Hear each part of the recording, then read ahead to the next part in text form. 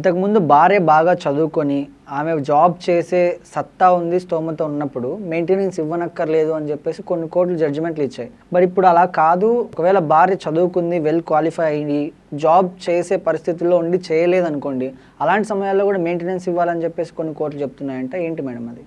ఢిల్లీ హైకోర్టులో ఒక case file అయిందండి. దాంట్లో ఏంటంటే ఆ అమ్మాయి వెల్ క్వాలిఫైడ్ అండ్ ఆమె జాబ్ చేసే సత్తా ఉంది, యాక్చువల్లీ అంత క్వాలిఫైడ్ ఉంది, కానీ స్టిల్ ఏం చేయకుండా ఖాళీగా ఇంట్లో కూర్చుంది అని చెప్పేసి హస్బెండ్ క్లెయిమ్ చేసిండు. అంటే ఈ అమ్మాయి వెళ్ళి కేసు వేసింది, ఏంటి మెయింటెనెన్స్ కావాలని వేసింది.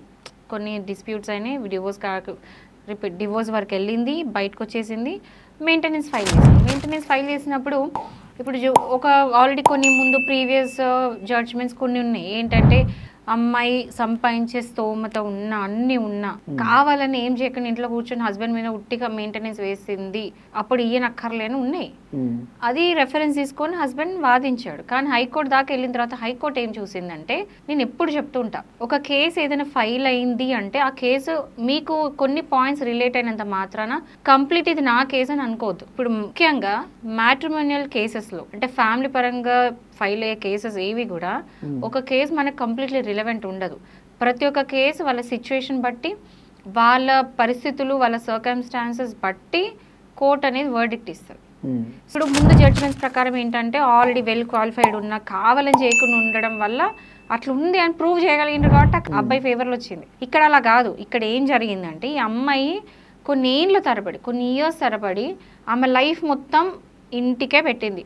అంటే ఖాళీగా ఉంది కదా, కావాలని ఖాళీగా ఉంది అంటే ఖాళీగా లేదా ఆమె ఇల్లుని చూసుకుంది, హస్బెండ్ని చూసుకుంది, పిల్లల కోసం జాబ్ మానేసింది, పిల్లల కోసం లైఫ్ అంతా అటే పెట్టేసింది, తనకంతా సంపాదించుకునే తెలివి అన్నీ ఉన్నా కూడా ఆమె కెరియర్ కంప్లీట్ పక్క పెట్టింది. ఎందుకు? ఓన్లీ ఫ్యామిలీ కోసం.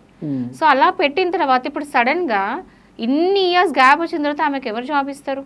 ఎవరైనా ఎక్కడైనా మీరు చూడండి, జాబ్ కోసం వెళ్తే ఫస్ట్ చూడేసేది ఎందుకు గ్యాప్ వచ్చిందని అడుగుతారు. అండ్ గ్యాప్ వస్తే ఎవరు జాబ్స్ ఇవ్వరు. ఇప్పుడు ఐటీ చూసుకోండి, ఏ జాబ్ అయినా చూసుకోండి, ఎందుకు ఏం చేశారు ఇన్ని రోజులు అంటారు. నేను ఇంటికి పెట్టినా అంటే ఎవరు ఒప్పుకోరు కదా, మీకు ఎక్స్పీరియన్సే లేదు అంటారు.